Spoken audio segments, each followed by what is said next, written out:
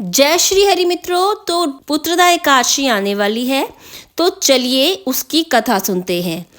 महिरूपति नामक नगरी में राजा महिजीत राज्य करते थे। राजा के कोई पुत्र नहीं था। इस कारण राजा बहुत ही दुखी व उदास रहते थे। उनका मन राजपाट के काम में नहीं लगता था। राजा ने बहुत ही उपाय किए, लेकिन उनको कोई भी संतान की प्राप्ति नहीं हुई। उनके कोई भी संतान हो ही नहीं रही थी। एक दिन राजा ने अपने राज्य के ऋषि मुनियों को, ब्राह्मणों को व ज्ञानी जनों को सभा में बुलाया और उनसे संतान प्राप्ति के उपाय के लिए पूछा। फिर ऋषि मुनियों ने ध्यान मग्न होकर कारण देखा कि राजा के कोई संतान क्यों नहीं हो पा रही है। ऋषि ने राजा को बताया कि पूर्व जन्म में सावन के महीने में एकादशी का दिन था। एक गाय आपके तालाब में पानी पीने आई थी और आपने उसे पानी नहीं पीने दिया, जिसकी वजह से उस गाय ने आपको श्राप दे दिया कि आपके कोई संतान ना हो।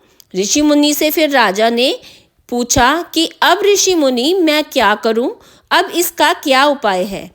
तो ऋषिवर ने बताया कि आपको आपकी पत्नी के साथ पुत्रदा एकादशी का व्रत रखना चाहिए। ऐसा करने से आप इस श्राप से मुक्त हो जाएंगे और आपको संतान की प्राप्ति भी हो जाएगी। यह सब बात राजा ने जाकर अपनी पत्नी को बताई। फिर दोनों राजा रानी ने मिलकर पुत्रदा एकादशी का व्रत विधि विधान से किया। पुत्रदा एकादशी का व्रत रखने से श्राप का असर कम हो गया और फिर रानी गर्भवती हुई और उसने एक बहुत ही सुंदर पुत्र को जन्म दिया। कहा जाता है कि जो भी पुत्रदा एकादशी का व्रत पूरी श्रद्धा से व नियम से करता है, तो भगवान विष्णु उनकी सारी मनोकामनाएं पूर्ण करते हैं। इस व्रत को करने से राजा को उसके राज्य का उत्तराधिकारी संतान के रूप में प्राप्त हो गया। इस व्रत की महिमा अपार है। यह व्रत सभी महिलाओं को अपने सुयोग्य संतान प्राप्ति व संतान प्राप्ति के सुख के लिए एकादशी का व्रत, पुत्रदा एकादशी का व्रत अवश्य करना चाहिए। यह व्रत संतान प्राप्ति के लिए तो होता ही है, साथ में सुख समृद्धि भी देता है। पुत्रदा एकादशी का व्रत पौष मास के शुक्ल पक्ष की एकादशी तिथि के दिन शुरू होगा। 9 जनवरी 2025 को दोपहर 12:22 पर होगा। इस तिथि का समापन जो होगा वो 10 जनवरी को रात को 10:19 पर होगा। पुत्रदा एकादशी का व्रत 10 जनवरी को ही रखा जाएगा।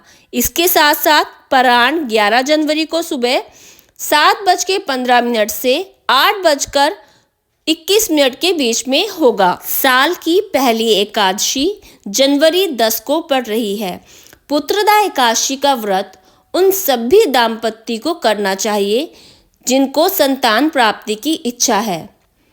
यह व्रत उन सभी महिलाओं को अवश्य करना चाहिए जो संतान प्राप्ति की इच्छा रखती हैं। यह व्रत संतान सुख की प्राप्ति के साथ साथ जीवन में सुख और समृद्धि के लिए भी किया जाता है। पुत्रदा एकादशी हमारे जीवन में बहुत ही विशेष महत्व रखती है। यह एकादशी साल में 2 बार आती है, एक बार जनवरी के महीने में आती है और एक बार सावन के महीने में आती है।